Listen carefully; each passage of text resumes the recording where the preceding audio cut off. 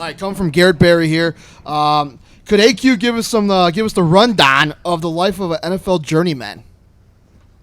Question mark. Yeah. Life of an NFL journeyman. What is that? Literally, this is something that I never knew, but I knew a lot of guys that had to do it. That is much more common in the NFL than those who become superstars as people bounce around team to team. What are some of the drawbacks there? I would assume it's kind of difficult unless you're, I don't know.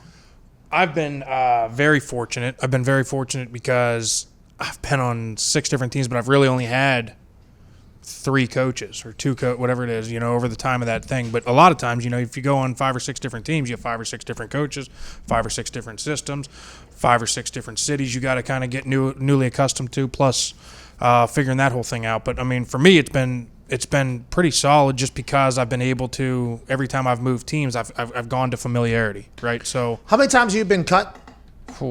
I mean, I've answered this before, but I mean, the brains. Let's see, too. I don't know. I mean, Dr. Will Smith I would say probably 10-ish, right? Yeah, I think it was like 13 or 14 last time. If you count this time. Trades. I think transactions, right? Transactions, yeah, like 13 or 14 times. Yeah. That's insane. The first couple times that happens, I assume you're heartbroken. Then once you get used to the business, you're like, hey, this is just how it's going to be. Well, and then you get in the locker room, and it's like, you start hearing some of these people, and they're like, oh well, he should definitely get cut, and you have like a whole different perspective because like you want nobody to get cut, right? Yeah. Like I've been in that situation, and honestly, the hardest day, and I mean even for you who's really never been in that situation, right? Like I know for anybody that's been in this business that understands the work you put into it, right? Like that September 2nd, first day, whatever, when you cut from 90 to 53 or whatever it is, it's the hardest day of the year, right? People just disappear out of your life, by the way. See you later. Never see that guy again. It's literally like watching like a cartel movie, right? Like you see like people just getting dragged out of like, like you're in the middle of a run and you're like, hey man, what's going on? You run like the 50 and you come back and you're like, oh, never see that guy again. Gone. Somebody grabbed him. I just had lunch with this guy for like 35 straight days. Yeah. We've been hanging out, having a good time. I learned about his family. Then, boom, never see him again. Hey, good luck, man. Have a good one. And then there's even times where you make the first 53.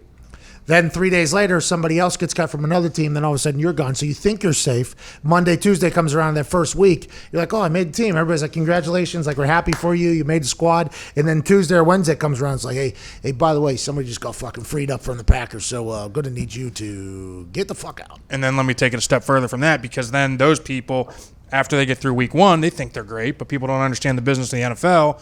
And after week 1, contracts are not guaranteed for the year. So vets can come now. Now this person who was a second-year guy, we just kept him on the roster for week 1, and then boom, we're cutting him to bring in a vet so we don't have to guarantee his contract on week 2. So then there's a whole nother list of deals on week 2. Yeah, it is you got to keep your head on a swivel out there unless you just punt a ball 4 miles every time you swing at it. What's up, Foxy? AQ, is changing quarterbacks a big transition?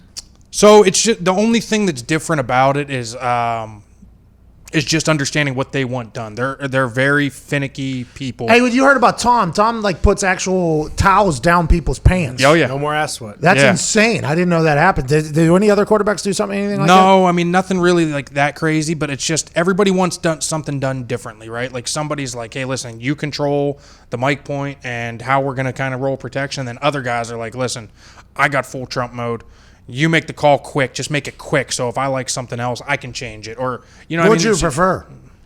I like having like a second set of eyes. So like Carson Palmer was the best at that, and it's just I make the call, boom, and then like I make it quick. I don't have to think about it. You don't have to overthink anything. Boom, you make the call. If he likes it, cool. If he doesn't, hey, no, let go to there. You know what I mean? Yeah, and that's also not on your ass either. Right. Yeah. Right. Well, fucking Carson.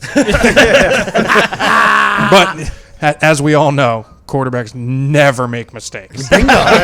Bingo.